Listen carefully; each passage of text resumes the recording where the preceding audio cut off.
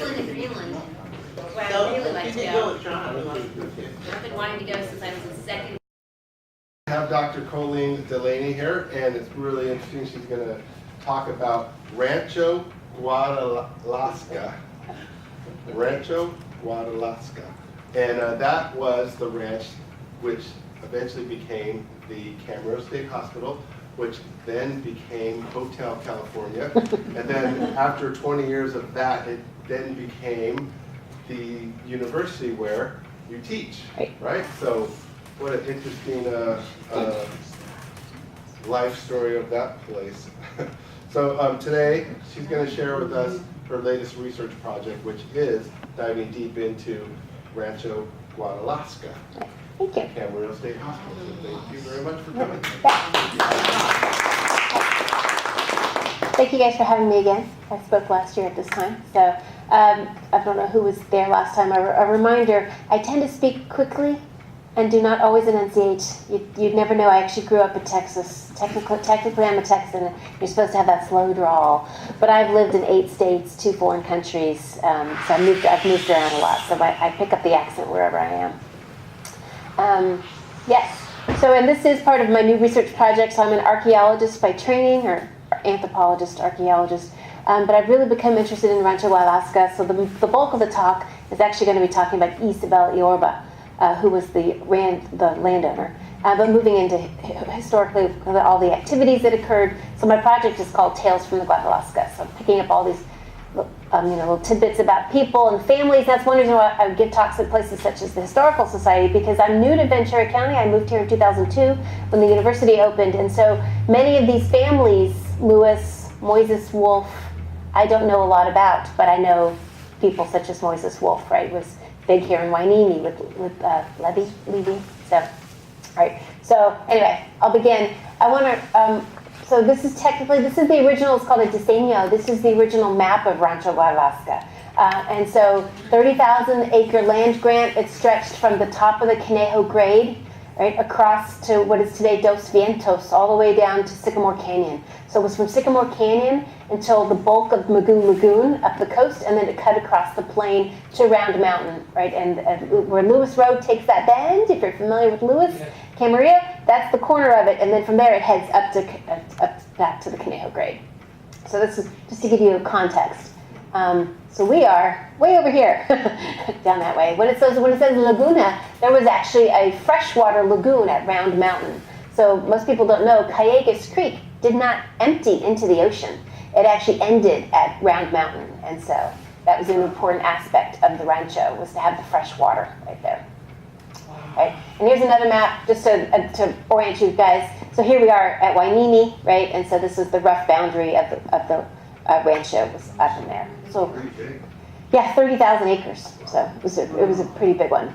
But I do want to acknowledge, right, and also this Tales from the Guadalasca, it includes the Chumash, right? So the Chumash are still here today, right? They're the indigenous local population. They're just no longer in socio-political control, right, of their ancestral lands. So these dots on the map represent the known historic villages at the time of missionization, when they were forced into the missions. Some was voluntary at the beginning, and then later on, right, it was forced. But here where we are, to orient myself, right, so there were a couple villages in what became Camarillo and Rancho Guadalasca. So I want to highlight, because I'm proud of Ventura County, even though I'm a transplant, and we did important things here right now with the port, but also in the past.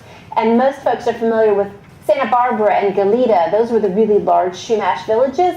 But Muwu, Point Mugu, is named for the historic village of Muwu. It was a very important village.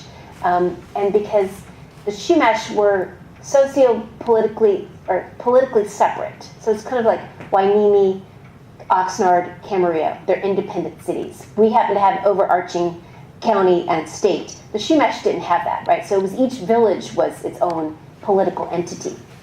And so Muwu was one of the large villages here, and they had a rancheria system. So anybody from the region, you'd say, oh, I'm from Muwu, even though you might not really be from Muwu, right? Because you're living nearby. But Muwu had had several chiefs, but they also controlled the religious calendar for all of southern Chumash territory. So from Malibu, which is a Chumash word, Humaliwu, which means where the surf sounds loudly, right, all the way up to Santa Barbara. So the religious leaders at Muwu are the ones who controlled the calendar there. So it's a really important place. Here, so I just want to acknowledge that.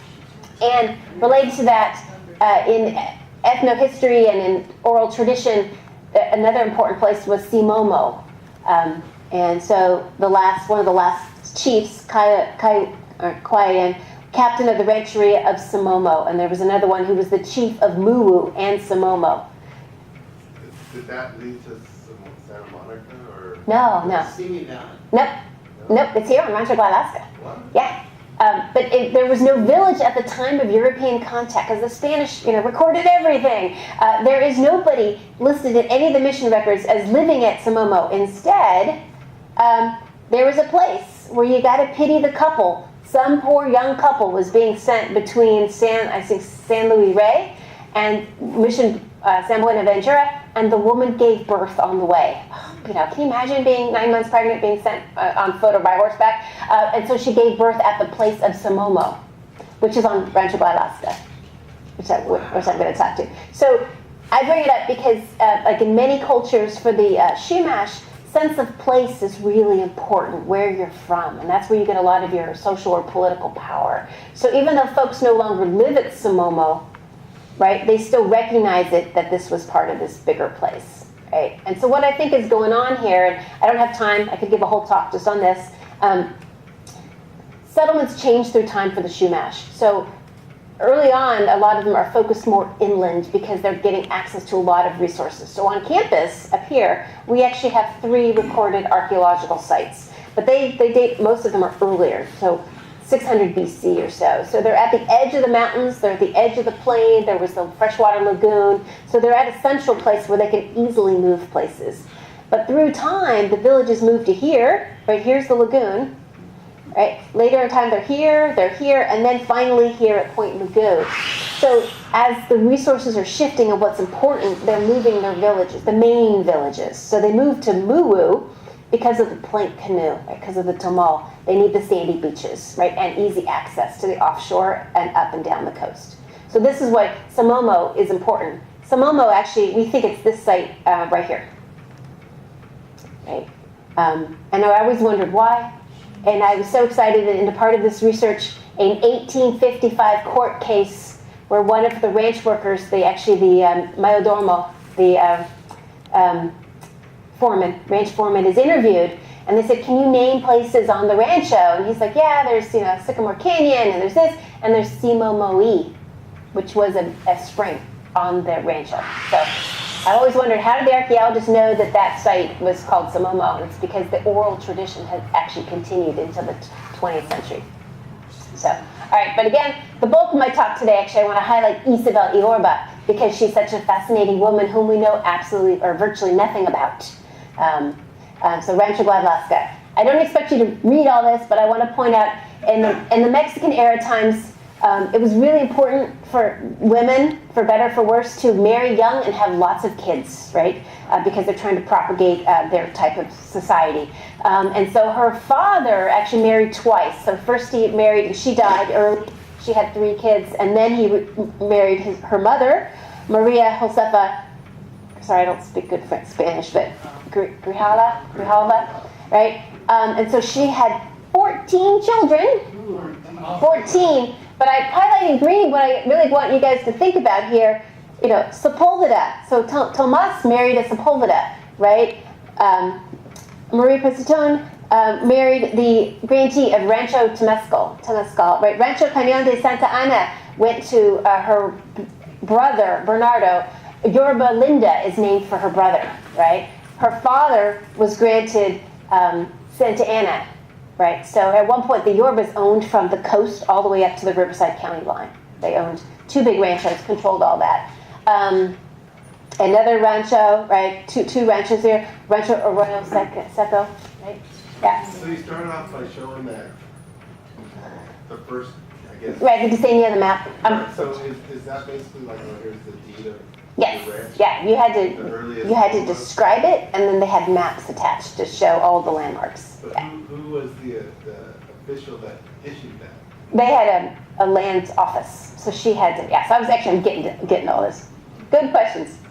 So her father was part of FAGA's original Catalan volunteers. So during the 7 Years' War, they actually invaded Portugal, right from Spain. And then he came here and was a corporal under De Portola, right, during some of the overland, during the expeditions of 1769. And then he served in San Francisco, Monterey, and San Diego. So Isabel Iorba was born in San Diego. And then he retired in 1797 and was granted Rancho Santa Ana in 1810. And he died in 1825. So that's kind of her mother, right? Not as much, again, is known about her, but the Griva, actually I spelled that wrong. Anyway, sorry. Her mother was a child on the De Anza expedition. So again, one of these early overland routes where they're bringing in colonists from northern Mexico, right? And they're coming to Alta California to settle. So her mother, and then it turned out an ancestor, was one of the ship's captains with Cortez, right? So the invasion of Mexico. So both have really, their families are really firmly into Spanish colonialism, right? And being proud of their heritage. So again, we don't know much about Isabel Iorba because the other thing about being in Alta California, there are no schools. So Isabel Iorba, as with many Californias, was illiterate. Right? She had no formal schooling, and so we don't have very many records from this time period. So much of what I'm saying right now is kind of overall what we know about, right, the Spanish and the Mexican period. So very little records. But so again, as I mentioned, so again, you don't have to read this all, but basically, if you're upper class and you're female, you're expected to produce lots of offspring, right? And what's interesting is there was one English visitor who recorded that, well, the women seem to be brighter and smarter, right? And the men are always going to the women for business help, right? And there was a lot of issues, maybe not in the Spanish period, but during the Mexican period, because it's all ranching. And so they're taking out loans, but then there's a drought and they don't do so well. And then people call their notes and then they lose, right, their property. So you have to be really careful in how you invested in those times. So limited educational opportunities, but they're saying, but hey, even though they're not formally educated, right, these folks are really smart, right, they're really interesting to talk to. So in general, I just like some of these pictures, but I bring it up because Santa Barbara had its own unique style, and I bring this up because this is how you could envision Isabel Iorba. So women, upper class women, right, were expected to dress well, but pretty plainly, right, it was dark clothing, but made out of silk and satin, right? Gold jewelry, and in Santa Barbara style, I think it's called a Camorra, black silk band that went all across the forehead and was tied at the nape of the neck, right? And they had their ears covered because that was considered, poor manners to have your ears exposed, right? Yeah, but yet fancy stockings. So they'd have fancy colored stockings, kind of hidden under their skirts, right? They always wore hats when they were on horseback with parasols on the ground. And so they're famous, of course, for the shawls. But I also like this picture because of the fancy combs, right? So in particular, tortoiseshell combs. And so her Isabel Iorba's husband it's noted that this guy brought 4 tortoiseshell combs, and they went to De La Guerra and some of the other big families in Santa Barbara, and her husband, right, Joaquin Mayatorena, bought one $600. Yeah, cost $600. Now, Spain did not want outsiders, right, interacting too much, and so they tightly controlled trade. So that's part of the reason why there was an issue here, right? There was not a lot of international trade going on, right? They wanted to control things. Yeah. So her husband, he was at, as they call, studying contradictions. Apparently, he was an excellent soldier, right? He worked really hard, especially at the end when he was commandant, to bring trade ships to try to get goods to help people out and to help pay his soldiers. He's always writing notes to the government saying, "You haven't paid us. We need to get paid," right? Yet he was a drinker, apparently, and prone to beat his wife. Yeah, not so good, right? So pros and cons. And then for today, would have been, at the time, it would have been viewed as good. Today, we're like bad. Where he was part of the putting down the Chumash revolt of 1824, right? Where the Chumash, if you guys are familiar with that, they tried to organize revolts, Santa Ynez, Ventura, and I think La Purísima. But the one in Ventura was foiled. Sorry, do you guys know this story? Some dedicated ranch workers at Los Avilos, Olivas Adobe, told the owners not to go to church that day. So they told then the authorities that the Chumash were planning a revolt. And so no good deed goes unpunished, right? What they say. And then when the owner of the Rancho Topanga Saquit Rancho died, in his will, he said, oh, and Mayo Torena owes me $180, right? So not good with money, right? Beats his wife. It's a really good soldier. So by 1827, he made lieutenant. And by the end of his career, right, he was the acting commandant of the Presidio at Santa Barbara. So in 1828, he's elected to Congress in Mexico, right? But he died in Mexico in 1830 from, I can never pronounce this right, apoplexy caused by dissipation. Anybody know what that means? Drunk. He's basically bleeding organs because of alcoholism. Yeah. Yeah. Well, but, we don't know Isabel Yorba's view of it because, he beat her, right, apparently. So, and I failed to mention, right, they had a daughter. So they were married, and again, you marry young and you have lots of kids. So they were married. She was 16 when she got married, had her daughter the next year. But she was the only offspring that they had, and their daughter died at the age of 11 in 1818. So again, life can be difficult, and she had that large family. There's no clear indication how much contact she had with her family, although Rancho Temescal is actually towards Piru, and there is record that her daughter, one of her younger sisters, married a soldier at the Presidio, and she died either in childbirth or shortly thereafter. And so Isabel Yorba there's notice of her caring for the nephew. I'm sure the father was still around, but she, helped with that. So life is good and bad, right? Especially for people in Spanish times. In 1821, Mexico gains its independence, right? And so that's when you start getting a shift in life, and in particular for many people, life got easier because now they're allowing trade, right? So they're encouraging the Yankee ships, right? They're encouraging sailors for coming in, and so the trade opened up. By 1836, it's recorded Isabel Yorba has adopted 4 children, and it varies through time. It's between 4 and 12. So here's the first 4. Right, but later on, these folks are listed. And these might not have been what today we would call formal adoptions, right? Again, she's Catholic. She's raised, right, in that ethos. And so some of these may actually be godchildren, right, that she is caring for, but it's not legal adoption, but she's still feels responsible for taking care. Yeah, so anywhere of up to 12 individuals, but then many of them then started having kids, right? And so she actually has a quite extended family that actually she's caring for up there. And we're going to talk about, anybody speak French? You know how you would pronounce this? Abadia? Abide? I don't know. I'm still want to learn that one, because actually he's a Frenchman, that one. Abide, yeah, Abide. So, for those of you not familiar, this is a map. I love this. It was made by an insurance company in 1965. But it's a nice overview of movements. These were basically grazing rights. So these are friends of the church who were kind of like, hey, I got some cattle. Can I have some land? I'm like, oh, okay, yeah, you can go graze your cattle there. But they weren't formal ranchos. The rest of them weren't founded until after Mexico gained its independence. So here's a close-up for us. Sorry, this is a screenshot I stole from computer, but so here's Rancho Guadalasca, all right, and we're over here, right, part of the Rancho El Rio de Santa Clara o La Colonia, right, nice long one, same thing with some of these other ones. El Conejo is a bigger name, Simi is a bigger one, it's a whole big thing, and Simi, right, at the very end, all right. Yeah, Cespia, so here's a Temescal, Cespi, Rancho San Francisco, that's where Camulos Adobe is. Right, off the 126, yeah. And then there ones that are actually controlled by, most of this land, it's all church. They're grazing all their livestock in most of these areas. So overall, I'm just going to do an overview, right?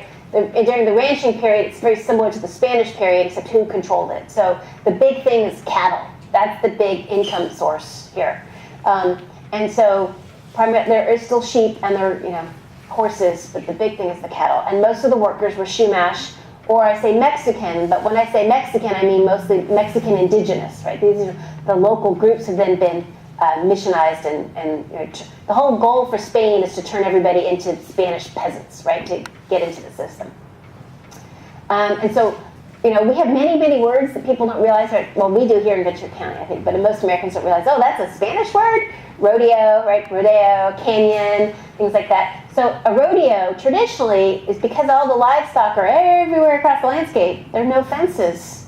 So several times a year, you had to have a big gathering, right? You bring out the cowboys, and everybody herds up the cattle. You bring them back to be branded. So anyone not have a tag, I mean, not branded, you have to do it. So usually they do it in the springtime because the calves have been born. They don't go far from their mothers, right? So you know who hasn't been branded, and you can do that. And so when they awarded the Mexican era land grants, so after 1821, most of these occurred in the 1830s, after 1833, after the missions were secularized, right? And so the mission land was handed out.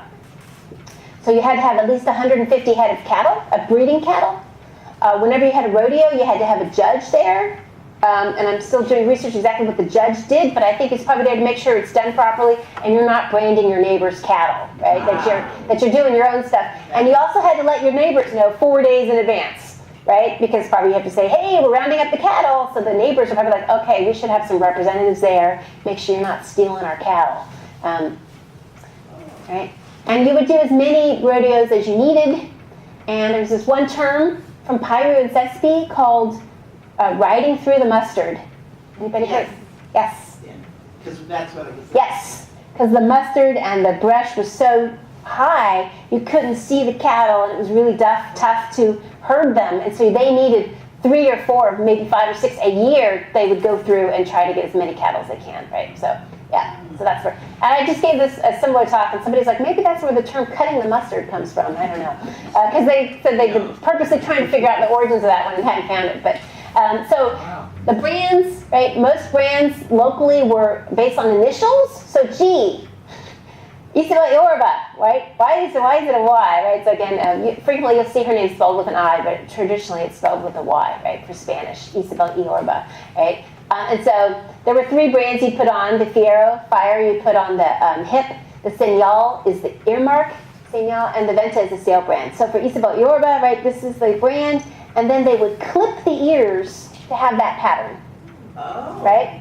So ears are clipped, right? So it has kind of a diamond at one end and a notch at the other end. And that's how you would know if you came across the cattle, because that was from Rancho Guadalasca. Although this was officially not recorded until 1869, but she was probably using this before. And then after the rodeos, they had, I can never pronounce this right, matanzas. These are the big slaughters, right? Because you don't necessarily need all that breeding cattle, and there's not really a cash society. So the Mexican ranching era, there was a lot of gold going around, but a lot of it was also hides and fat, right? That's the big thing. So you get the cattle, herd them, you brand them, and then you decide what surplus you want to do, and then you slaughter them. So you have fresh meat, and then you dry the meat, and then most importantly, you have hides. Right, so the hides would be pegged out and turned into these big flat things that you could trade, and then the fat. Right, fat is really important. There's 2 different types. There's manteca. Doing this research, it's a new word. I knew about Manteca California, but I didn't know that's the super high quality fat that's used for cooking and used for making candles. Right, and then there's cebo, which is less quality fat, and that's what they would ship off to the English and American trade ships. They'd give them the cebo and then the hides, right, for that one. So the hide and tallow market, as they call it, really took off in the 1820s, first through the missions, right, because the missions in the 1820s still controlled all the land and the cattle. And then starting in the early 30s, 1830s, McCulloch Heart Mill Company got a contract, and they were able to come here to Alta California, to San Pedro and Santa Barbara, right? And then they would collect the hides, right? What was the years for the Rancho period? So for the Mexican period, Yeah, so technically it's 1821, but really for this area, it's 1834. But like Rancho Conejo had already been awarded, so there's a couple ranchos, but it didn't really take off until the mid-1830s because that's when all the ranchos start getting awarded. I forget, there's a couple local ones, 1834, Guadalasca is 1836. Right? So, 1836, I had a quote. I have to see it's in my bag. I have a quote in a minute, but I think I have to see if I brought it with me. So, Isabel Yorba, 1836, requests the land, right? So it's about 6 leagues, 30,000 acres. She makes an additional request in 1837 for another additional leagues. And of course, this is the map again. This is the diseño. So when she made her claim, this is the map that was attached. It says, we know that this is the area. Okay.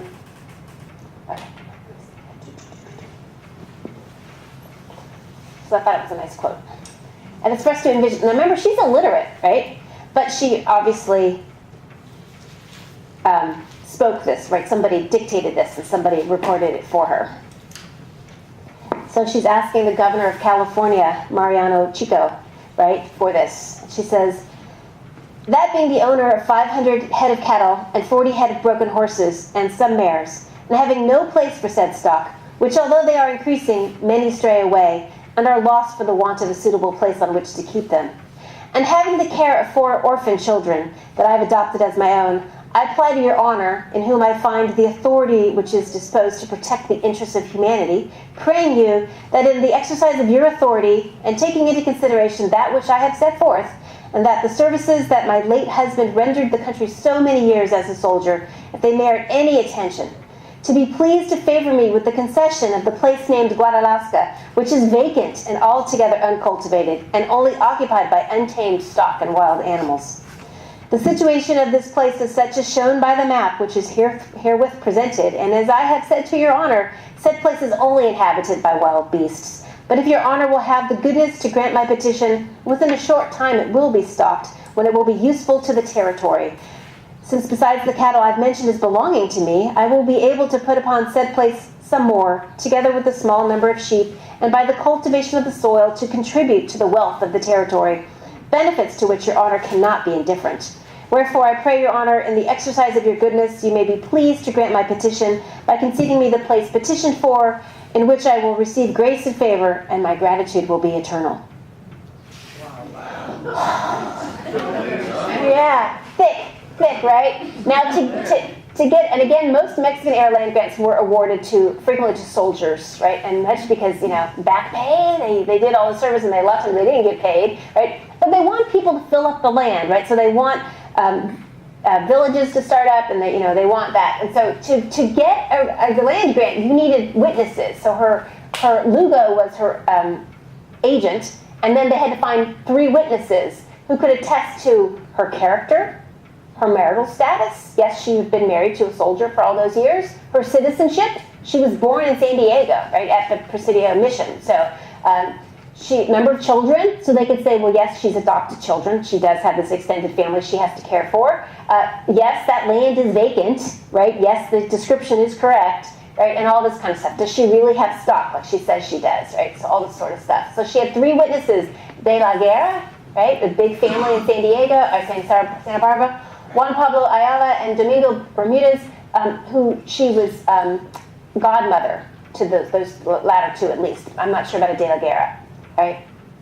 Lugo and Yorba were illiterate, so for all the documents you only have a cross, right, for them, which again is unfortunate. Yeah. So she did all this, and what did the priest at San Buenaventura say? And I was going to do the quote, but for sake of time I won't. Basically, no. They're like, are you kidding? We need that land. That's where our cattle are. And we need La Laguna. We need the lagoon with the fresh water. No way. So she appeals. Right? And she's like, I have to. She's like, you awarded it to me, but I haven't actually used it yet, which is a little contradictory. But she's like, because you didn't give me, she's like, I need the fresh water. I need the lagoon. Otherwise, she's like, the hills are worthless. I need the lagoon. Success. So next year, they said, okay, it's yours. So 30,000 acres, right? So immediately within the first year, right, they were required to do improvements. So she builds the palisada, right, the palisade. Most records say 1 adobe was built, but according to that court case from 1855, 2 adobes were built, 40 horses and 500 head of cattle, right? So from day one, right? And so again, we don't have any direct records written by her about daily life. So we have reports from letters written by people about her or to her, or and we have some notices in newspapers, right? Even up until recently here, I still find it hilarious reading the paper. 1930s. Oh, Mrs. Smith went to Lompoc to visit her sister, right? It's pretty funny.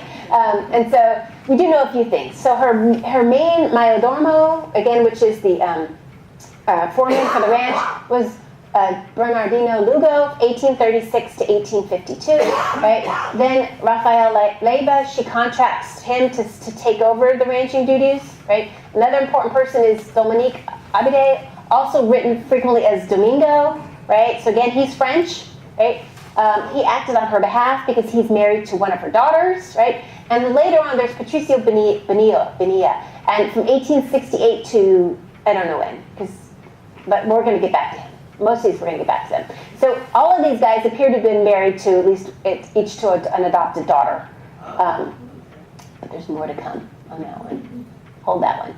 So what do we know? We know a little bit about this court case, and apparently there was and I'm getting this from another source. I haven't been able to verify this one yet. But it's according to the Santa Barbara News Press, she would visit during the rancho during the summertime. So at least later in time, she spent winters in Santa Barbara and summers in Rancho Guadalasca. But according to the court case, she lived at the rancho until into the early 1850s. That's why I'm still trying to figure this out, because we have no letters. I don't know. But it sounds like at least for the first decade or so, she spent probably a good chunk of her time on the rancho. But she also had a house in Santa Barbara, which was a famous one we'll get to. But again, she's very religious, right? So the main income is the ranch, that being the meat and the hides and the tallow. So everything is processed there and sent up to Santa Barbara. She would have a rodeo in Matanza every 6 months, so twice a year. She's doing that, right? And bringing the meat to town, the jerky. But again, she's very religious, it appears, right? She really believes in taking care of people. She's adopting all these kids. So first fruits went to the mission, right? And any surplus that she felt like she could afford, meat and hides, went to the church to feed the poor, right? So I guess she's selling the hides, but the meat is going to the church to feed the poor. And at Christmas time, she would always send a basket of goodies to the priests, right? Which I love this, because these are still made today, right? In Latin America, buñuelos with syrup, right? And candy pumpkin, right? So she would make these and give them to the priests, right? So again, we don't know a lot about her life, but it is kind of nice to hear these little snippets, and you can actually envision her, right, as a real person. So apparently, it seems like life was good for her in Santa Barbara. Right? She's really good friends with the De La Guerras and the Camarillo family. Again, she has this large extended family in Orange County, and it sounds like also LA and Ventura counties. I should point out, actually, all during this time, right, we are part of Santa Barbara County, although this was the Hueneme Township, right? So I still love it, because Hueneme was the big place, right, for so many years here in the county. And it didn't split off until 1873. So she had this large adopted family, and in 2 censuses from 1850 and 1852, it lists that she has large numbers of Chumash and Mexican ranch workers, right? So she has a large extended, it seems like, business going on, enterprise, but we still don't see a lot of that on the ground archaeologically. So it was recorded, 1850, she had enough funds that she completely redecorated her Santa Barbara home, right? And it was fancy enough that the city council rented rooms in her house to hold city council meetings. Yeah. $15 a month, right? And so in 1854, I said one of the things was to keep remember Rafael Leyva. Lugo left 1852. Right? Or is it Lugo? No, I'm blanking on the names. So a year or two later, Leyva is contracted. And so she said, you're in charge of the ranch. You're basically serving as foreman. So you're in charge of holding the rodeos. You have to shoe the horses. You have to report back to me what's going on. But she ended it by saying, Okay, no worries. Happens all the time. She ends it by saying, but if there's a problem with the ownership of the ranch and I lose it, you cannot sue me for damages. Right? So there's issues with the rancho. Starting in 1840, the historians have found records. She applied for more land, probably where we're standing right now. She applied for more land adjacent to Rancho Guadalasca. And so they found a record of that petition in 1840. They found, of course, the mission priest was going, no way, we need that for our cattle. And through it, there's even documentation from Luis Ruiz, who owned a Rancho Callejas, right? So they had to talk to all the neighboring landowners, and all the neighboring landowners were like, no problem, she can take that land, I don't need it. But Ruiz says, oh, but the church might not be happy. And sure enough, the church said, no way. And there's no record, there was no map attached to that record. I mean, it got lost over time, and we don't know where that parcel is. But throughout her life, at this point, she claims she owns 11 leagues of land, which is the maximum you're allowed to own by the Mexican government. And she was paying taxes on 11 leagues of land. Yeah, but we don't know what's going on. And so, and there were issues with the, as I call it, the pesky western boundary, which is the one up to La Colonia, right here. I know it's a little light coming down this side. Because descriptions were kind of vague. It's like, you go to that middle hill, which is today Camarillo, and then you go due south from there. Middle of the hill? Las Posas Hill? That's a big hill, right? And then later on, they're supposed to survey from the center of the channel in Lagoon. They surveyed from the edge, which is kind of the movable target, right? So there's issues. And this is a more recent one, but it's funny, a later landowner, when this boundary issue came up, said, that's just all alkaline soil. It's okay. I'll accept the boundary where it is today. That's okay. I'm not going to fight it. Gee, who was that? Bard, right? It's like, he might have wanted that land later on, but at the time it was like, it's worthless land, doesn't matter. So, and the ranch is going to get subdivided. This is the northern portion. Isabel Yorba sells this in 1868 for $1 to her nephew, Jose de Jesus. Right, so I'll be talking about north and south. So this is the northern part, and the campus is right here, and this is the southern part. Okay, but like I said, there's still issues with land, because what happens in 1850? California becomes part of the United States, and as a part of the treaty, the U.S. government, we know how good they are with treaties. They said, oh, of course. Anybody who's a landowner, who's a citizen, we're going to recognize them and no problem. Yeah, lots of problems, right? And so even Isabel Yorba, who's owned this land since 1836, right, has to petition it. And there's lots of problems. So she hires this attorney. Again, we know it indirectly through De La Guerra, like reading correspondence. And people were starting to question, like, what's going on? And it was pretty clear the Californios, as they called, right, the Mexican citizens, were getting the short shaft. Things were falling through the cracks, and they weren't being well represented. But her case was finally presented in 1852. But in 1854, there's a letter where De La Guerra is responding. That she's like, "What's up? I haven't heard. What's going on with my ranch? Do I have it?" And the claim was denied in 1854. But again, he didn't tell her. She's like, "What's going on?" So it's through other correspondence that we figured this out. So she's like, call me, or, come see me, talk to me, what's going on? And so this is when this contract occurred, right? With Leda she's saying, if I don't have the property, you can't sue me. That's the context to that, is she didn't know, even after owning the property for over 20 years, if she was going to get to hold on to it. So I'm going to switch to that.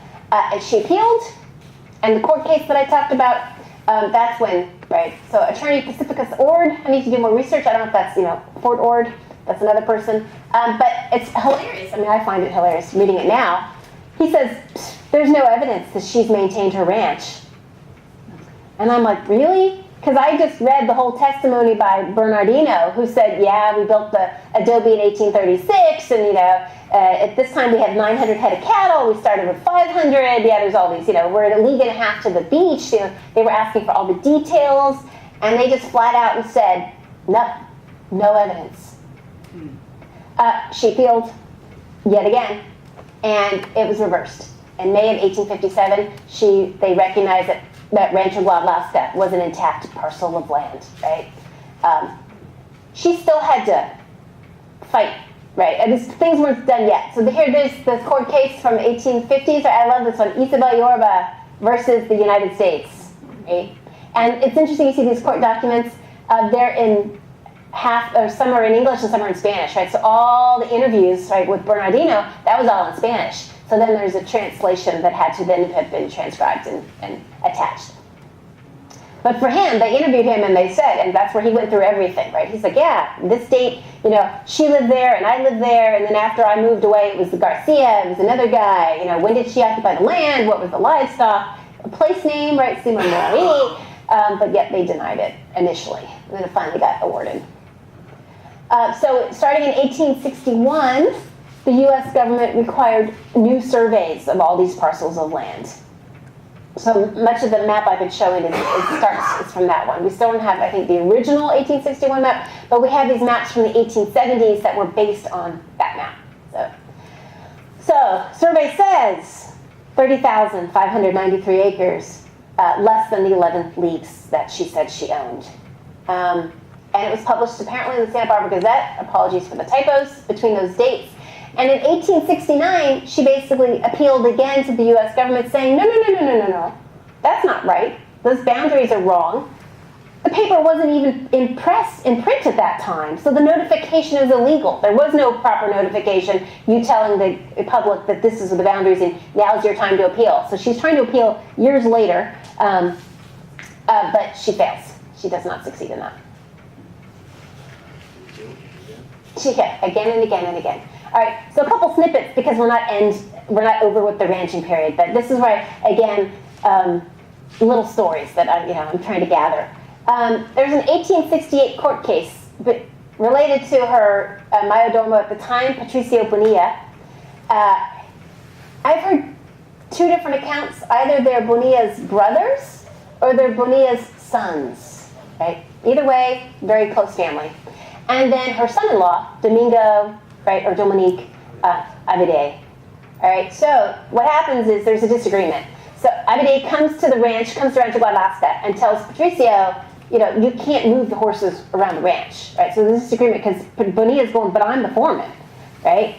But apparently Abide is saying, no, that's not what you should do. So he sends his brother / So first there's the fight. So apparently he grabbed Patricio, shook him, right, pushed him, and Francisco said, ho, calm down, people, right? And so, the next day, Patricio, the foreman, sends his son or brother, whichever one it was, to Santa Barbara to ask Isabel Yorba, what do you want done on the ranch, right? Because of this dispute. Abide has him arrested, and he spends 3 days in jail. This is all in May of 1868. People aren't happy, right? There's clearly lots of things going on. So in July, Abide returns to Rancho Guadalasca, or La Laguna. In the court case, it's all listed as La Laguna, which actually I should add leads to confusion because there is a La Laguna rancho north of Santa Barbara. Right, so there's some confusion there. All right, but apparently, according to witnesses, he returns with 2 guns, 2 shotguns and a pistol. Right, so right there, he argues with Teodosio, right? He's telling him, the son-in-law saying, your dad's not here, he's not charged anymore, you can't, your dad or your brother, you're not allowed to have your horses here, you have to stop. So according to one witness, Abide talked loudly and attempted to draw his pistol. So they're arguing, Abide is going for the pistol, so Francisco pulls his pistol, fires 4 times and kills Abide, right? Killed him. And then after the shooting, Juan Abide, so apparently there's another Abide who's on the ranch at the time. He's saying, hey, I was in the kitchen, I heard this noise, I came out. But first thing he says is, my brother was unarmed. He didn't have a gun. But of course the other witnesses are saying, he always carried a gun. He never went anywhere without his gun. Why would this one time would he not have a gun, right? And so what's going on? And so then Juan tried to shoot Francisco, but the gun misfired. Then Juan fired at Teodosio, right, who returned fire, but neither one was injured. Is that going to go away? Yeah, it should go away. So Francisco killed the boss's son-in-law, so he takes off. But apparently his father, so they must have made contact. His father brought him in. His father convinced him to go to Santa Barbara. Turn yourself into the authorities. Jury trial, not fair. They intentionally did not put any Californios on the jury because they said, well, they know them and they will be sympathetic. They might be biased. One issue with that. So there 11 folks were American English speakers and one was a Spaniard. And there's no love lost between Spaniards, right, and Californios. And so basically nobody on the jury understood the testimony because all the testimony's in Spanish. So it's unclear as to how much of that got translated. So Francisco was found guilty of first-degree murder and was sentenced to be hung in November of 1868. But apparently the citizens of Santa Barbara led a letter-writing campaign and said, this is a travesty, you can't let this happen. So it was commuted to 35 years in prison instead of death. I haven't heard if he died in prison. I'm still trying to track that one down. So I bring this as a snippet. Who knew? Murder, right? Here in Rancho Guadalasca. But it's another sign of kind of the horrible, just like the Shumash, this horrible situation that arose, right, between the U.S. government and Mexican government, that the citizens weren't, right, well treated, right, after the shift. So, okay. So that's just the end of her life. And, at this point, she's, over 80, right? She's tired. So right before her, 1870 or so, she had everything assessed. So her property, her homes, everything was assessed to $14,000. So in November of 1871, the rancho still hasn't been patented by the U.S. government, right? They've done the surveys, but there's an office, and then the president has to sign to say, yes, we recognize this. So it still hasn't been officially, finally approved. So she's tired, and she sells it to Dickerson, John and Thomas Dickerson and John Funk for $22,000 in gold. So she made out like a bandit. Because again, I forgot, this is why I had the map. Again, it's not the whole rancho. It's not the 30,000 acres. It's from here down. So it's 23,000 acres. It never occurred to me. It's like $1,000 an acre, right? So she died in December. So she died right after that. And then the land was formally patented on, I think, January 1st, 1873. So a year later, it was patented. But so, again, this is why the bulk of my talk here has been on Isabel Iorba, because so little is known about her. Nothing is named for her in Ventura County, but she managed the ranch for 35 years, right? Supported numerous people, right? And yeah. So when she died, her will left $25,000 in gold to the four daughters. I guess the four original daughters. And then the house was left to two of them, Refugia de Lugo de Abide and Isabel Dominguez, right? They got the house. And so again, we have no pictures or portraits of Isabel. And no, none that's been found. And again, I'm getting the word out, right? Hopefully somebody will find something. But what we do know, right, again, she was well respected. So when she died, her grave included 2,500 bricks. It must have been some sort of big, tomb. And they planted 200 trees. But it was heavily damaged in the 1914 earthquake. And so her remains were removed to Calvary Cemetery, and there's no marker where she's buried today. But I brought these pictures because, again, the home went to her daughter, Abide, and so the granddaughter, Felicidad, married Alexander Harmer, who's famous in art circles for founding the Santa Barbara style. And so here's a picture of Charles Loomis. Have you guys heard of Loomis? Yeah. So this is Charles Loomis and Alexander outside the adobe in the 1920s, right? So after it's been damaged. And so this apparently is Felicidad and Alexander dancing outside. I don't know if it's their adobe, but a adobe, right? And then this is Felicidad and Alexander and their, I forget actually, either granddaughter or daughter, Helen. So just like her grave was damaged in 1914, so was the house. And so they ended up tearing it down because, you know, people didn't respect a lot of things earlier. I'm an archaeologist. I'm like, no, don't tear it down, repair it. But they tore it down in 1935. But what I've read up at the Presidio and the Santa Barbara Historic Preservation of the Trust, this is one of the adobes they hope to reconstruct, right, eventually up there. So, I'm an archaeologist. So the other thing here is I'm doing all this background research, but I want to find stuff on the ground, right? Although for this ranching period, there's not a lot to find. There are survey posts, so I'm still trying to slowly get to know. We have a new landowner behind campus. I'm trying to get to know them because they have all these maps from 1861, from 1873. They all have survey posts up on certain key points. I'm trying to find if the survey posts are still there. My goal originally when I started this project was to find the adobe. This is the ranch house. It's here. Here's Round Mountain, and I want to change the name. Originally in all the maps, it's Sierrita de la Laguna, the little mountain of the lagoon. So much prettier than Round Mountain. Of course, if I really do that, we should call it Sawiwa, which is the Shumash, probably the name of the village there. But and here this is Laguna, right? So again, Callegas Creek, although it had different names. I think at this point it was called Las Posas Creek, but it ended here, right, into what is today the entry road. And this is from an 1867 map. So I'm trying to find this adobe. There's another adobe just outside the property line. This is Rancho Callegas. So that might be related to that, sorry. And again, here's that mystery property line boundary issue.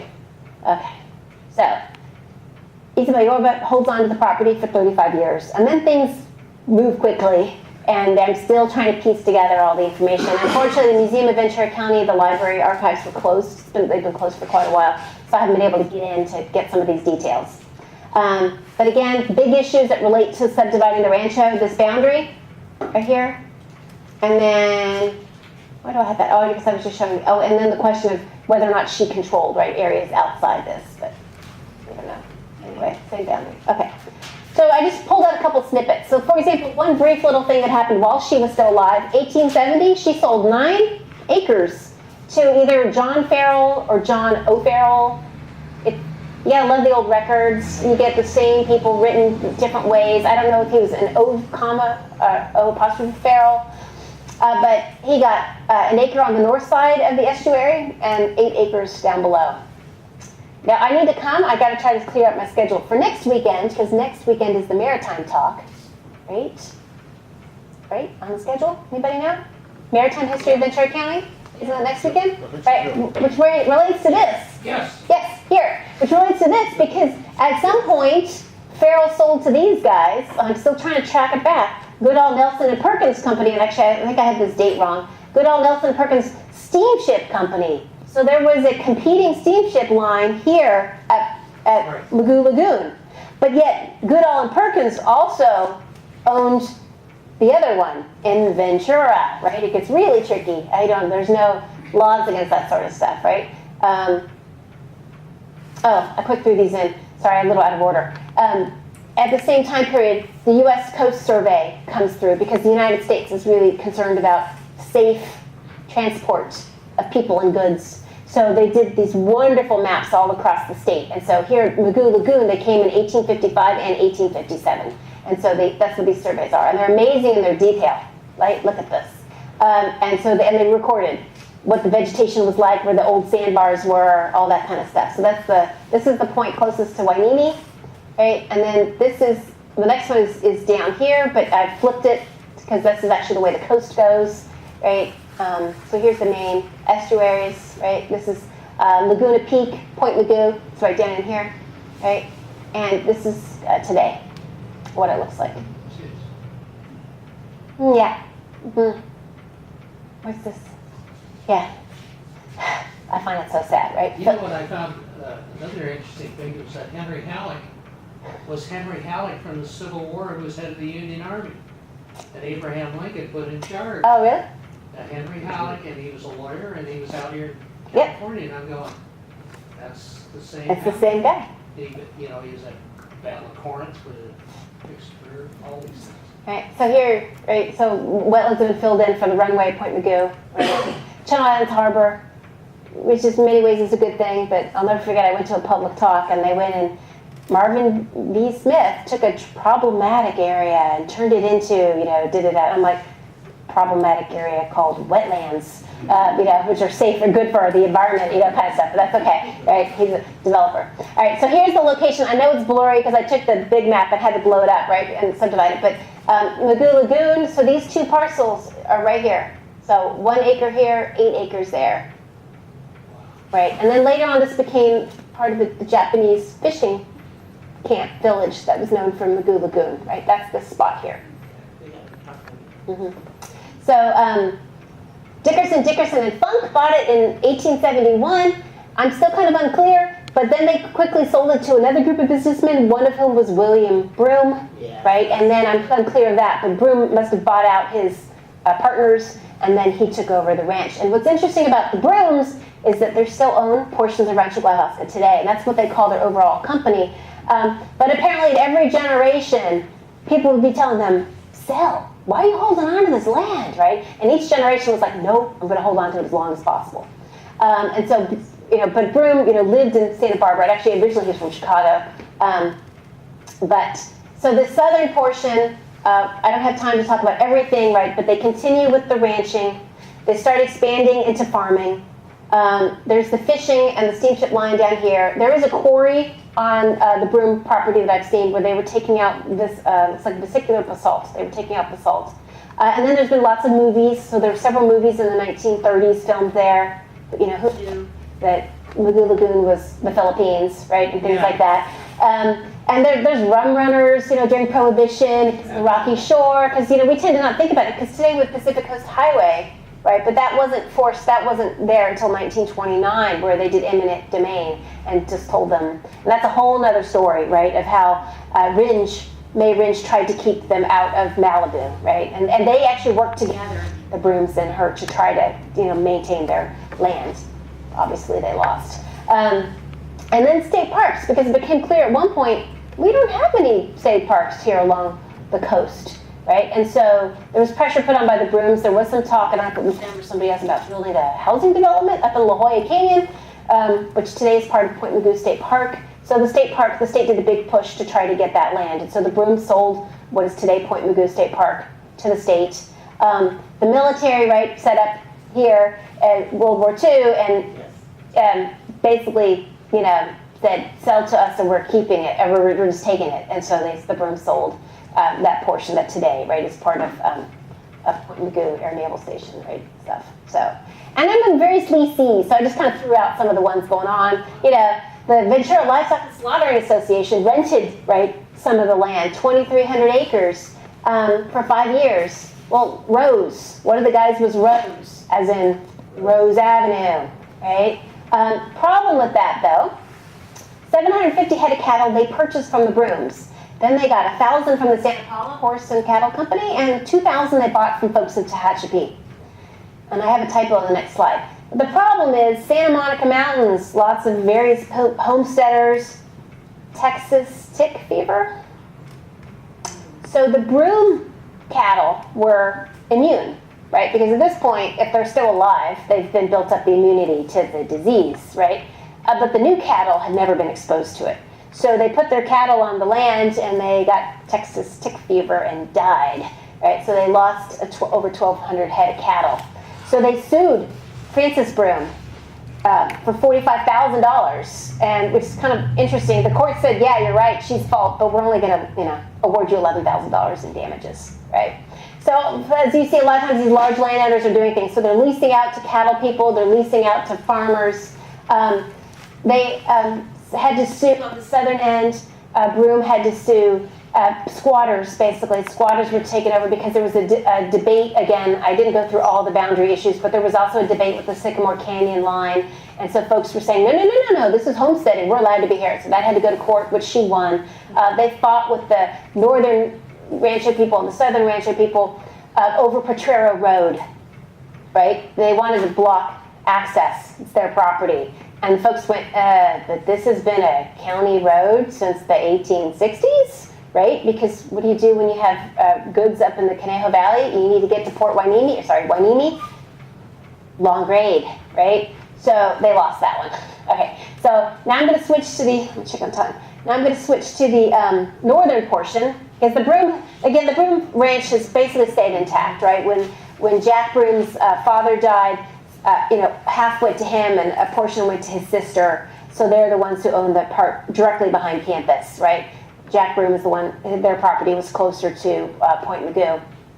But they've, as much as they can, they've tried to keep it intact. So then we have the whole list. So I'm going to go through a few of them, but this is just a timeline.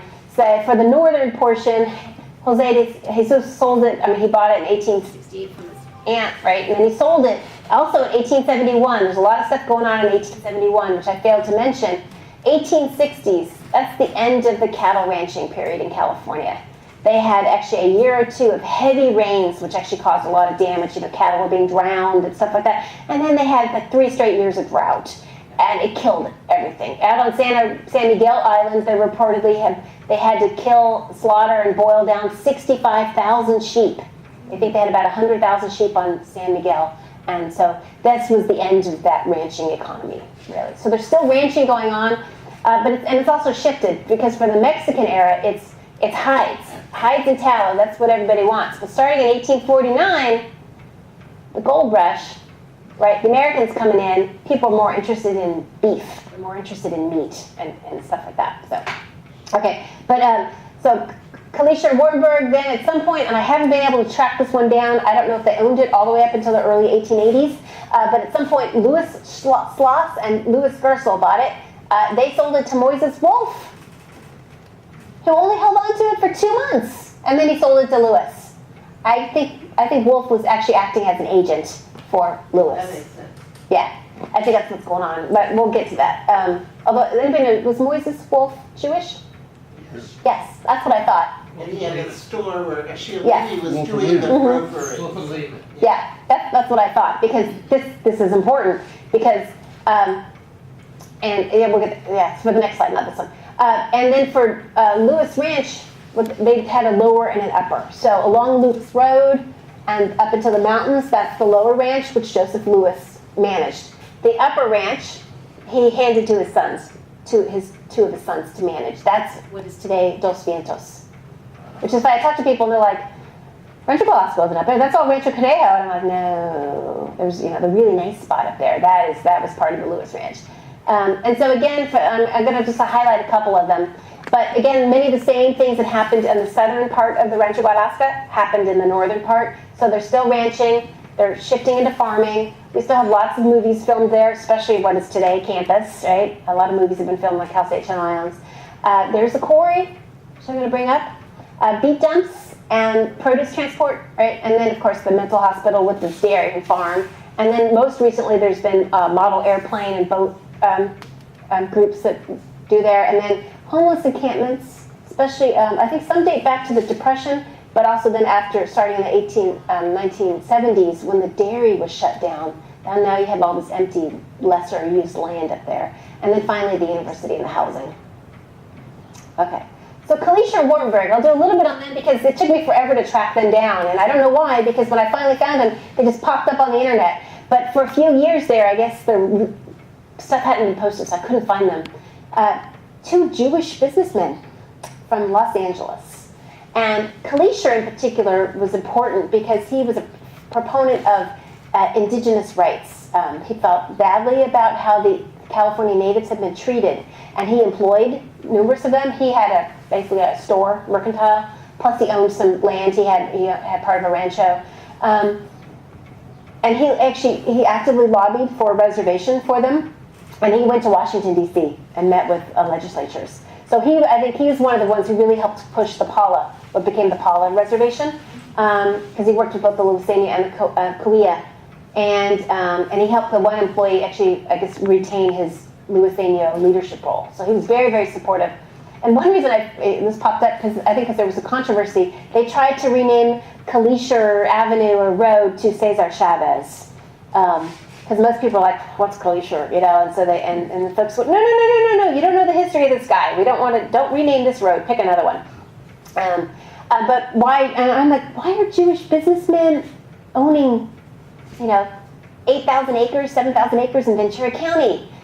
he and his partner were also one of the very first manufacturing businesses in LA. A tannery. You need cattle. You need hides for a tannery. You need leather, right? And so I'm sure they bought this parcel for that reason. Which then gets us to, at some point, so I don't know if it was a direct sale or not. I think it is. Louis Schloss and Louis Gersel. I love that they both have the same name. Some point in the early 1880s, they buy the property. Jewish businessman from San Francisco. Really interesting history. They came slightly different times into California, but they're in Sacramento. They try their luck with the gold rush. They fail, right? And so Louis Schloss had another business partner who had a sister. So he just went to Philadelphia and married his business partner's sister without never meeting her before. And then they brought in Gersel into the group, and Gersel's like, well, I need a wife. And so married a sister, right? So talk about keeping everything close, right? So they married sisters. So they had this, produce. So they supplied food basically to the mining people. But then they expanded out into fur, into wool, deerskin, and they operated a tannery, right? So again, maybe that's why they bought the land down here, but they bought the parcel. And then as another side note is that they're not known down here at all, but up in San Francisco, right? They became famous because they went, Alaska, that's going to be big business. And they got the very first concession for seal hunting. And they founded a very famous company, the Alaska Commercial Company, right, with ships and all that kind of stuff. So that's what they're known for. But again, I like to highlight the stories, and we don't quite understand racism that occurs in the past. Apparently they tried to rent summer houses, and the people wouldn't rent to them because they were Jewish. So they set up their own enclave. They built multiple houses, I think in San Rafael or San Jose, I'm blanking, but below San Francisco. And so there's these great stories of, decades of their family and all the kids. Because think about this, you have this whole extended family because they're marrying sisters and everybody's related, and they had lots of kids and up there. So, yeah, so they both die suddenly in 1902 in close proximity to each other. And so their widows held on to it for a couple more years, right, and then sold to Moises Wolf. And so I'll talk about some of the other stuff in a minute, but other things that are occurring at the ranch, Pierre Agora, aka, he liked to call himself Don Pedro. Don Pedro Agora leased property here, as did his brother. And when one of the brothers' cattle ate the vegetation, that was the crops that were growing, you'd think they would have sued Louis, but they didn't. The brother sued the brother, but they sued Louis, saying, hey, his lease had run off. He wasn't supposed to have cattle anymore on the property. So there were these leases that were, when the property changed hands, it was like, is that lease over, is that lease lot over? Anyway, but yes, as in Agora Hills, right? So after he was leasing land here, he also bought his large parcel in Agora, what is today Agora Hills. And they misspelled his name, right, when they did it. So Agora Hills should be spelled this way. And there's also newspaper articles referring to Japanese farmers who had leased land at Round Mountain in 1912. So for sugar beets at this point, sugar beets, right? And again, I already mentioned there were some lawsuits. There's one, I was like, who are these people? Their names are on a map of Round Mountain. So apparently they had a lease for property to use the property, probably for livestock, because Round Mountain, you can't grow anything on Round Mountain. But again, the case was dismissed. They tried to sue that they could keep it, and they're like, no, your lease is up, kind of stuff. So there's this shift, right? So I'm kind of backing up slightly, but there's a shift from the 1860s, right, up until today.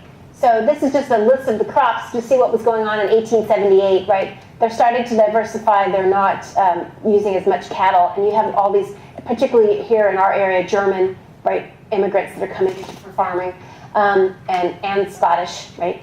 Can't forget the McGraths and the other folks, right? I think they're Scottish, McGraths. So variety of crops. So mostly, a lot of grains, corn, barley, but beans, some potatoes. I thought that was funny. Potatoes, right? Canary seed. I've never heard of canary seed, but I had to look that one up. But that's a pretty big thing. But the other thing I didn't realize, if you ever read the census records and things like that, it's really interesting. Honey. in the 1870s, we were the world's largest producer of, I forget which grade of honey. We were known throughout the world. Ventura County was known for its honey. And so even as early as 1879, right, there's $60,000 sold made in honey just here. And this was all up in the Santa Paula, mostly up in the Santa Paula area. When they started shifting. And they said, previous year was poor because of a drought, so they're not going to make as much. This is from an 1879 publication. And so we still have the cattle, but it's going. So Lewis Ranch, or up until Lewis Ranch, right? That Lewis, I don't know if you guys are familiar with, is known in Ventura County for bringing lima beans. And he worked it out first for Camarillo. And so they really shift to lima, these are from the Images of America books, right?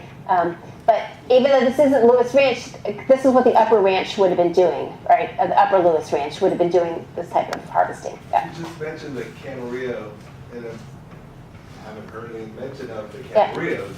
When did they come about and get the northern part? Right, originally it was the Ruiz family in 1834, I believe.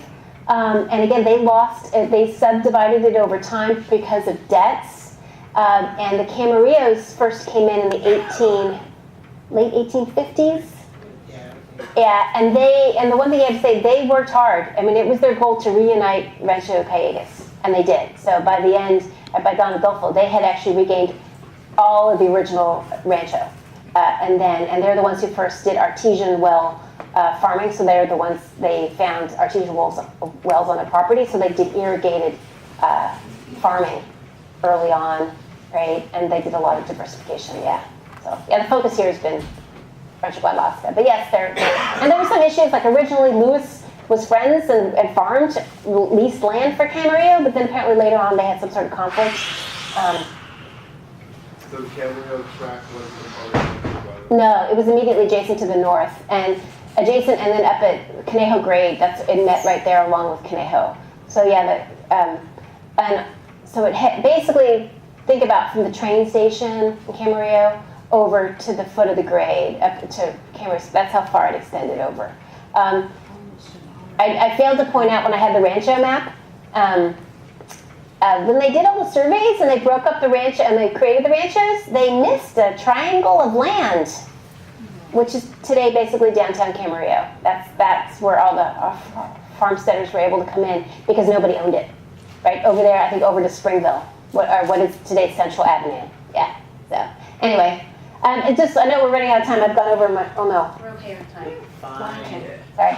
Last time I spoke really long, so I've been trying to be good. All right. So just early on, they're doing ranching, but it's dry farming, right? So lima beans, that's one of the reasons, for those of you unfamiliar, that's why lima bean was king here, because it comes from northern Peru, Lima. It actually should be lima beans. And just like there, they have the same summer fog that we have, and so it's able to draw its moisture from the air, and it didn't need to be irrigated. So that's originally why you've got lima beans. Yes. And if you want to back up a little bit, barley was the big thing because it was being shipped to the Midwest for the brewers. Right. And then the brewers said, "Yeah, we will grow." Right. Yeah, so early on, so you've got this, people are diversifying, see what's going to work. Well, we give credit to Achille Levy instead of Lewis For lima for beans? changing people over to lima beans. Right.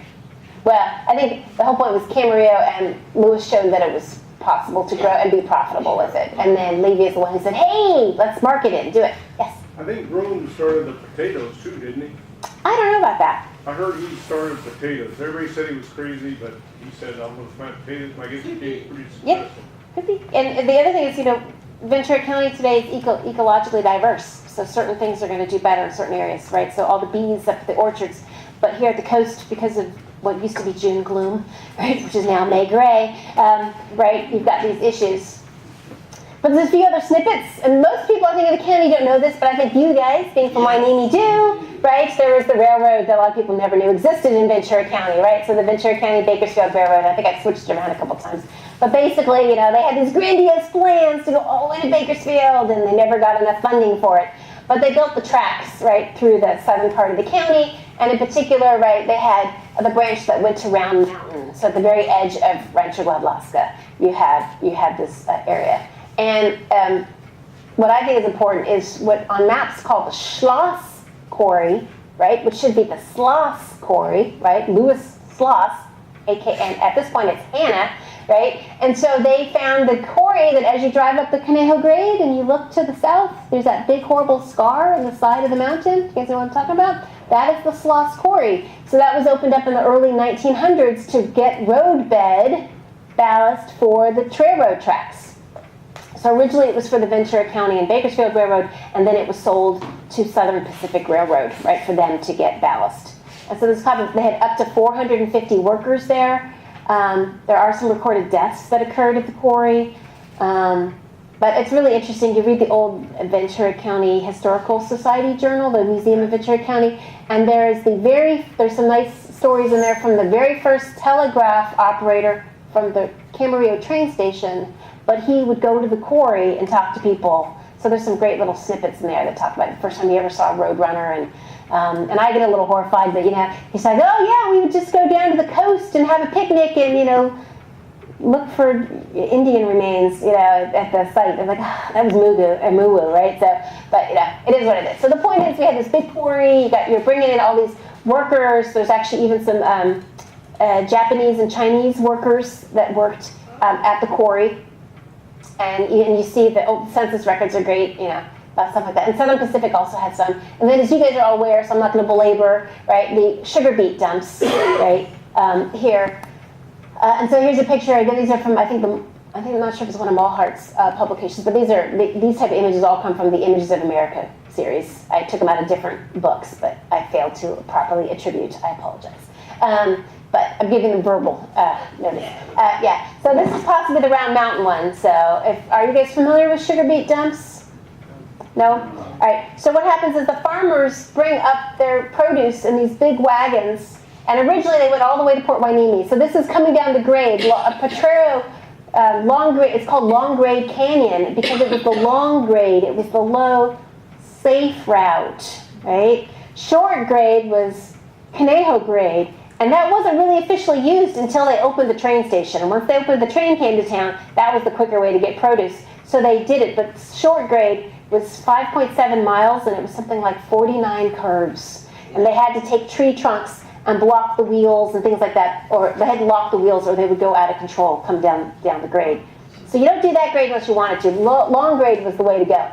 And so there was this beet dump at Round Mountain. And so they bring up, it must have been huge construction, right? So they had to have a ramp for the horses, and then they had a special contraption where the wagon loads would just lift up and flip everything down. The railroad. Mm-hmm, into the cars. So, yeah. Yeah, so here's different one. I like this picture because you can see all the dirt and stuff that we're going.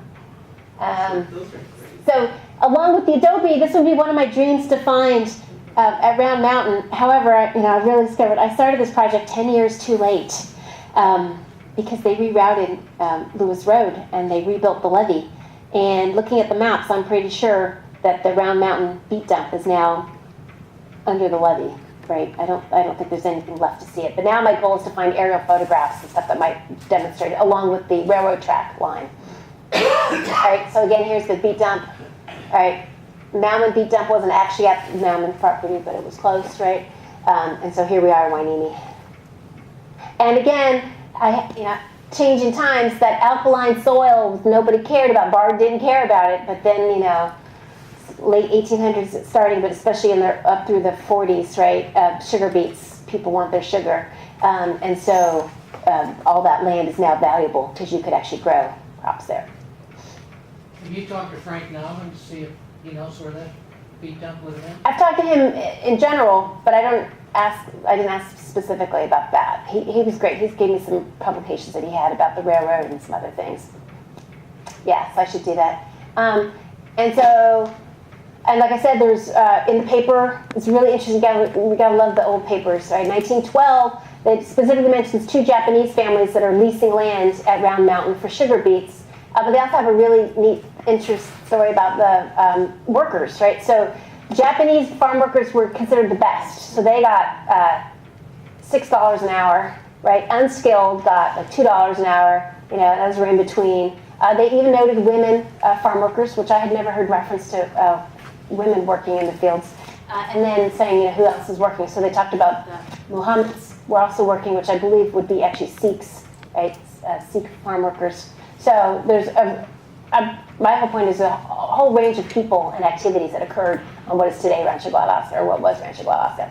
So by starting in the 19-teens in particular, that's when diversification really began. And this is, I know it's not a great map, it was a picture of another map, but it was a 1915 map of the Lewis Ranch showing what was under cultivation. So in 1915, they've got lemons that they're putting in orchards, right? But they've also got lima beans, and then they point out the little swampy area, and over here they're growing grain, right? So, and this is just one tiny little parcel. This is what is today, what was Camarillo Regional Park. You guys are familiar with that is? The county park. So that's what this map is right here. And here at Round Mountain, so campus today is here. This is Round Mountain. Grain, beans, alkali. And you look at other maps, and at one point they lease and eventually sell this land down here to the American Sugar. I forget which name it was, but there's two, Crystal Sugar and, right. and I think American Sugar. Yeah, it was American Sugar Beet. That land is owned by them. Oh, and I forgot to mention, I meant to put up the map and I couldn't find it. This little hill right here on campus, Agor Hill. So, named after him. And at campus they call it Peanut Hill. What's it called, Peanut Hill? Again, I want to get that name changed. I need to change the, you know, if enough people do it, it must be real, right? So the Lewises actually do, you know, a lot of cool stuff. They're a very intensive, hands-on family. They, like all others, have tragedies. His younger son was killed in a drunk driving accident on Christmas Day in, I forget, 1910. He was only 18 years old at Bell Ranch, if you guys know where that is. Rancho Campana, the new Rancho Campana High School, Bell Ranch, at the Camarillo Library. He was injured in a train crash. Apparently his vehicle collided with a train at the grade in Camarillo because apparently it was very difficult to see. You had to go up, and then there were two oil tanks that would block the view of northbound trains. And I only read about this was because his daughter-in-law, who was a Coelty, was killed in a train crash at that grade the year later, and their son was thrown out of the car, and he survived. And he actually married a big family. He married into a big family in Malibu. So Guy, that was the wife of Guy. So Coelty Road, Coelty Road is right across from the Lewis Ranch. So there's all these farm families that are intermarrying. And the next year, Guy marries who had been his high school sweetheart, but apparently she was a movie B actress, but liked to spend money. And so it was all in the papers. It was quite the celebrity divorce of the year. I felt really badly for Guy. But I bring this up because there's some weird stuff on campus now that I'm getting ready to excavate, and I'm wondering if it relates to that time period. So I'm going to get to that. So yeah, so the Lewises have all this stuff. Joseph Lewis died suddenly, heart issues, when he was only in his early 60s, I think 61, 62, in 1926. And his sons and he had two daughters, and then he had the two sons, and the third one had died. And so they managed the ranch, but poor investments, the Great Depression hits, and they go bankrupt, the corporation goes bankrupt, and they lose the ranch, right? Right, and so the land, and it says here 1931, but I think it actually might have been 1932. 31, not 32. So anyway, 1931, 1932, the state has been looking for new land to build another state mental hospital, and in particular, it was very common, and I haven't seen how many we had in California, but I think it was 7 or 8. They wanted ranches and farms attached to the mental hospitals to give people work, right, and to then help cover the costs to feed individuals, both the staff, right, and the families that live there, as well as the patients.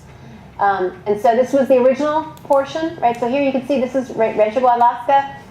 So today this is all, well, this part here is the broom. This is the broom with the daughter. And you can see they're even newly putting in orchards, right? So This is the main hospital. If you've been to the campus today, this was the medical hospital here, and a good chunk of it's been torn down. This front part is down, but this is the whole entrance, and I love it because I hate the outside. I'm sorry. Sorry, Brooms. I know they donated money because they like the architect. I don't like the big glass cube out front. But inside it's beautiful, because inside you see the sky and you see the mountains, and this back part of the building is still there, so they took out the windows, so you actually have part of the original building there. So that's kind of cool. I'll grant you that. A lot of folks think this was a WPA project, Works Project Administration. It wasn't, actually, it was a PWA, Public Works, right? So WPA is you have unemployed folks and you hire them and give them work. PWA is you give a corporation, a construction company, the money, and then they do the job. Does that make sense? So it's a little different. The first patients actually went in there before 1936. It was officially opened, finished, the buildings were finished in 1936. But even before that, they had the first patients living at what was the Lewis Ranch house, right? The buildings there. It's just a funny look at these old photos, right? The mall is now no cars. It doesn't look like the top photo. It's a weird angle. It's from the mountain above, right? And this originally it was only North Quad. Where's Round Mountain? Round Mountain is right here. You're just getting the tip of it right here. So this was the power plant, and this is Bell Tower, right? This is where we used to always hold commencement for the first time. I don't know if I agree with it. They're moving it to the mall, and the library, right, is now right here. And so, yeah, so like today there's no cars. And then it expanded over here. This tells you it's a later picture. This whole complex, North Complex, was built in 1941. This was the largest, at the time, it was the largest state mental hospital west of the Mississippi, right? And they built it in the neo-Spanish style. And so, as I said, attached to it, they had the dairy. And again, that's why they wanted the Lewis Ranch. They already had the ranch there. And so, in addition to having the regular ranch, they built a dairy. So, over here. So here's the farm, and they built the dairy in here.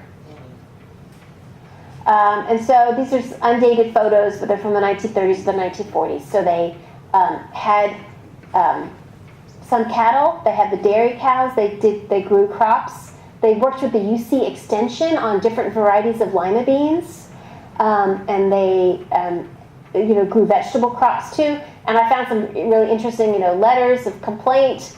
The poor guy in charge of the farm, because the state is saying, why aren't you making a profit? Lima beans are selling for this and da-da-da. And the guy's like, we're not a commercial farm, right? We're employing the patients. And also they're working with the UC Extension for, new varieties. Of course we're not going to make a profit, right? But in 1936, right when it opened, they actually made $8,000 profit. I think that's pretty good, personally. And a lot of folks don't realize, all these folks weren't necessarily mentally ill in the hospital. A lot of times you were drunk and disorderly. Yeah. They would just arrest you and go, well, okay, you get to go spend 6 months in Camarillo. And it's really kind of sad when you think about it, because there was no real treatment, right? It's just, you serve your time and you're back out on the street. And so it was folks like that for the most part had these jobs, right? Yeah. Would that have been Charlie Parker? Potentially. Yeah, right? It had drugs. Right. Well, yeah, they had drug problems too, but yeah, many of them, not all, but many of them were actually the addicts who were sent there to dry out. So they were cured and then released? Yeah. Or the thought was you had time to cool off, but yeah, they didn't really, this is when it opened. So, by the 60s, they're working on therapies to actually try to help people get through problems, but early on, another aspect of the hospitals like this was just take the drunks and dry them out and then put them back into society. And then there were the women, committed by their husbands, all because they maybe had a brain and were trying to say, no, I don't think the household should be run that way. And then the guy's like, well, do you want your kids? And so there was unfortunately also women who were committed because their husbands were allowed to, right? Because they didn't have rights, which is also very sad. Postpartum depression. Mm-hmm. Things like, postpartum depression, things like that. So, but there was also a lot of good that happened in the hospital, right? Pioneering treatment for schizophrenia, right, occurred here. Pro or con, shock therapy was pioneered here. There's actually shock therapies come back into use for certain situations. You know, Lobotomies? they did. You know, for better for worse with that. And the previous, one reason I'm also doing this is our previous president, Dick Rush. I don't know if you guys are familiar with him. We love Dick. I love Dick. But one thing he didn't want to push was the history of the hospital. And so another reason I give these public talks is the anthropology program is setting up an oral history program, and we're desperate to interview anybody who was a patient or worked or delivered goods at the hospital so we can record this information before it's gone. So for example, the dairy closed in 1967. And I found through word of mouth that somebody on campus, half-brother's father-in-law was the last foreman of the dairy. And he's still alive, but unfortunately his wife had just died, so they're like, no, we can't contact him right now. So I'm desperate to talk to him. Yeah. Was that referred to as the haunted dairy? Yes, yeah, today they call it Scary Dairy. Oh, okay. And the rumor is that a patient escaped and committed suicide by hanging from the rafters of the dairy. I don't think that one is true, but you know, there were cases of people walking off, right? And actually I found some great articles of folks that were sent here to Hueneme, day jobs, right? Folks were allowed to come to Hueneme and take day trips out to the islands on the boats. So How were they working? What were they working? that I don't remember. I have to go back and look. But it was like, hey, they're allowed to go out and they're allowed to socialize and stuff. So very briefly, right? So this is all this background history that I'm doing, and I would love if anybody knows. I think I put the wrong map up. There's a map that shows Blakesley. Who is Blakesley? Blakesley's house is right in the middle of what today is campus. I have no idea who Blakesley was. So he's a tenant or somebody. Yeah, so if any of these names I've mentioned, if you guys have any information, let me know. All right, so but my goal now is to actually document what is on campus, and then I'm trying to extend out to the rest of Rancho Guadalasca.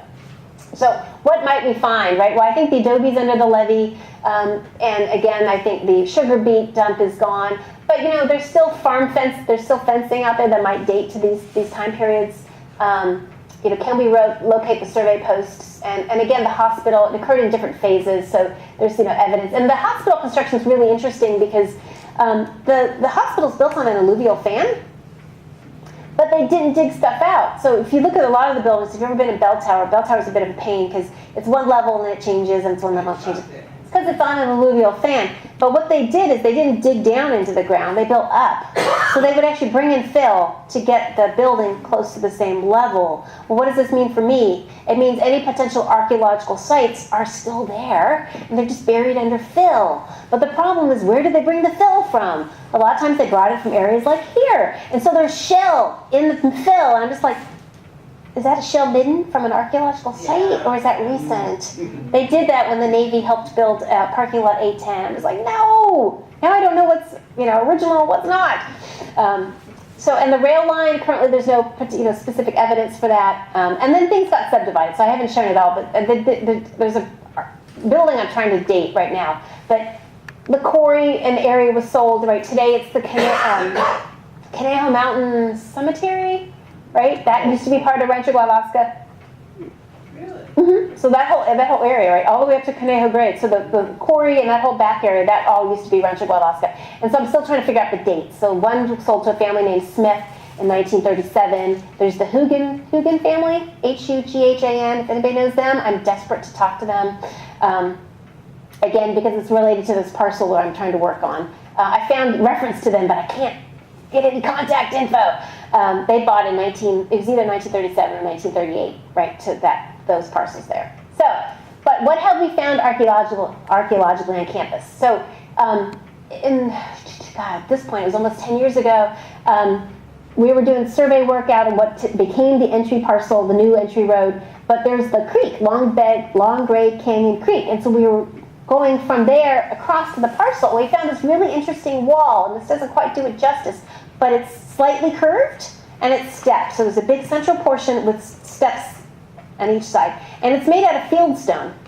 And then through clearing of the brush on either side of the levee, there are steps. And then once they cleared it, then we really discovered it's all covered with concrete at the bottom. So this dates to 1941, when they had to reroute Long Grade Canyon Creek to build the North Quad. So they had to shift the creek over. And so they channelized the creek, and then they put in this curved wall to divert the water as it came down the creek and not flood the farm field behind it. So it was, the wall channelizes it, right, moves it, and then puts it down a new channel. So this is what it looked like after. Unfortunately, it's gone now. It wasn't deemed historic enough, of course not, in the case of a major flood event, so that Lewis Road doesn't flood. Better for worse, right? And I know the light's a little hard to see, but what was exciting for us is in concrete at the edge of this wall, 12-7- I know this is hard to read, 41. 12-7-41. Pearl Harbor, right? The bridge was finished in 1941. The adjacent buildings, in December 1941, the adjacent buildings were finished in 1941. So, you know, it's not often in archaeology that you can pinpoint an individual doing an activity, but you can imagine some construction worker, you know, the Monday or the Tuesday after Pearl Harbor going, oh my gosh, you know, this is a day we can never forget, and then just put concrete on and wrote 12-7-41. So while they destroyed the wall, they saved this for me. It's still not in a very good location. I'm trying to get it put in a better location on campus. But so we found that. So just again, the evidence of individuals. And so here it is. I finally then found, this is that diversion wall. So this is the wall. Here are the steps on one side. There's steps over here. And then they built, this is the concrete kind of basin right here. And then it went that way. This is a huge picture on a wall. So I'm standing in the stairwell taking a picture of that. That's why it's not the best quality. Sorry. All right. So then the campus took control of the Camarillo Regional Park, which is the irony is it used to be part of Rancho Guadalasca, and then it was sold off, and now it came back to us to administer. We're not allowed to do any major building. They're still trying to figure out what to do with it. You know, some of the faculty, we would like to have a little, you know, research building, something like that there. So I've been doing surveys on campus. So here's the old dairy, right? So we talked about Scary Dairy. The Scary Dairy, actually, the building that everybody calls Scary Dairy is the old hay barn. So this is the hay barn here. This is the dairy right here. It was okay, in okay shape up until the Springs fire. Yeah. Where did we eliminate the model aircraft and boat? It's still there. They're vastly limited as to when they can go out. I never see anybody out there. Right. They're not out there very often. Actually, I was out there this summer, and they were cleaning up the tables and doing stuff. So nowadays, they can only go out about once a month. Part of the problem is, in my time at CI, there have been 4 brush fires started by crashed planes. Yeah, because, I don't know, there's something about the types of engines that they prefer to use. And they're putting, you know, there's the housing right on the other side of the ridge. So one of the concerns is fire.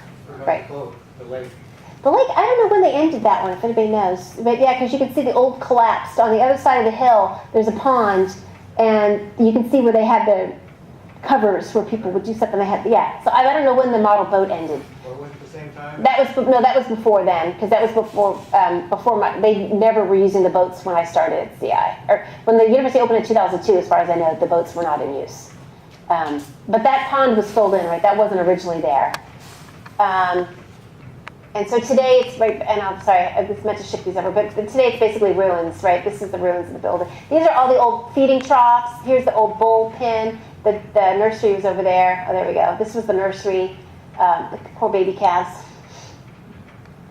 And so we did surveys on hillsides, and so I'm going to show you some of the things. These are just random things we found throughout the hillside behind campus. This is what we were talking about. This is the pond. And the airfield is over here. And if you guys, so Lewis Road is off. Oops, sorry. Lewis Road's over here if you're trying to orient yourself. So during the survey, I'm going to briefly talk about 2 sites we found on campus. They're multi-component. One, I think, dates between the 1930s and the 1940s. And other stuff just relates to post-hospital closing. So the dairy closed in 1967. And so at a couple of these random sites, and I think they're homeless encampments or migrant workers or something, because we find things like, next one. This is a chair. See that? That's a hospital inventory tag. and here's a window screen that came from probably the dairy. And one of these, I couldn't quite figure it out, kind of like sheets of metal with an inventory tag. Lockers. The patients had lockers at the dairy for putting up their stuff before they went to work. So I think that's what, so people are scavenging out of the old abandoned buildings for materials. But something else is going on. When we find like rocks covered with barbed wire, right? Because you have your fence, but you're on a hillside, it leaves a big gap so the calves can get out. So they take barbed wire and stretch it across the bottom and wrap it around a rock so it blocks, right? The regular fence leaves too big of a hole, so you have to add extra. So there are things related to ranching. We found, the big shovels for scooping manure and hay. But I think there's other things going on, possibly migrant workers starting in the 1930s or the 1940s. Here we've got, it's a foundation for they cleared off the hillside, so a single room house or some sort of storage building. But clearly people living on the edge. So this is a bicycle wheel, hand-done spokes with a solid rubber tubing as the tire. So this is somebody who can't afford a bike and is just making it, they're repairing it all on their own. This is a wheelbarrow that has a couple new repairs to it. You're getting, I'll do the next one. You're getting lots of glass bottles and empty cooking oil cans wrapped in wire so that they'd be easy to carry, right? So they're taking water and things up here. But I think signs that somebody actually lived here, right? These are special bricks that are really used for fireplaces and ovens. Cosmetic jars. This is from like a little jewel box. And that's a little kid's toy refrigerator. It's one of my favorite finds out there. Because you don't think about families and kids, right? You think about workers. But so this one I think was a little more formal. This might have actually been ranch workers from later times. This one, I think this is on the edge of the hillside. These are homeless folks. These were only found after the Springs fire, and this was under what would have been big bushes. So this is evidence of homeless. And whether or not these are mentally ill folks, right? Because when the hospital got shut down, people were just basically like, thank you, Ronald Reagan, and that just let people out. So there's that. And then finally, the reason I'm trying to track down the Hugans and all this sort of stuff is we found this really weird structure on the side of the hill. I don't have a date for it yet, but the function is unclear. It's small. It's 3 by 4 meters. It's 9 by 12 feet. So it's a single room house, possibly. But they took local rock. It's off this hillside. It's all volcanic rock, and so they built, bricks. We find flashing, and we find part of a gutter. I found, part of a chair and a screen. But what's really interesting is there's absolutely no domestic debris. There's no silverware, there's no tin cans. I mean, the only tin can actually is in a stovepipe, right? So they took a can and they needed to attach 2 sections, okay? But there's no evidence that actually people lived there and ate there. And instead we found a piano pedal, Noxema jars and other jars that seem to be filled with pigment. The little metal tip from a paintbrush. And this one is one of my favorites. It's hard to see right here. Or earlier. A Ballantine's whiskey bottle. And then some really weird stuff. This is part of an electrical panel. So there's some weird stuff that seems to relate to electronics. I showed a couple things to a friend who works on the base. And one of his guys, post-World War II Radio Shack. But then they saw the stone, and they're like, nah, if it was a government, that it would have been formally built. It wouldn't be local rocks. So I'm welcome to suggestions, but I was granted sabbatical. So next summer, I will be excavating this and trying to figure out what it is, because it's just really weird. I'm like, oh, here's the map. And then I'm like, I said, Blakesley? I don't know who Blakesley is. If anybody's heard of Blakesley, let me know. And so again, the whole point of my project is to really give voice to those hidden by history and time, right? So the illiterate, such as Isabel Yoruba, and the Japanese farm workers, right? And the mentally ill patients who worked here, right? So trying to recognize, what all happened, and that this really, Ventura County is a special place, but in particular, I think Rancho Guadalasca is a really special place, right? And so and that's why I call this project Tales from the Guadalasca, right? So trying to get the word out. And But this is new. I'm really a prehistorian by training, and so this has been a whole brave new world for me. Going to historical society, that's how I got invited to speak here. As I came to speak to Larry about using some of the resources here, and learning about all this stuff and delving into the old newspaper articles and trying to improve my Spanish so I can read the old documents. But yeah, so this is what I'll be doing for the next year, and I look forward to coming back next year and updating you guys. So, Absolutely. thank you.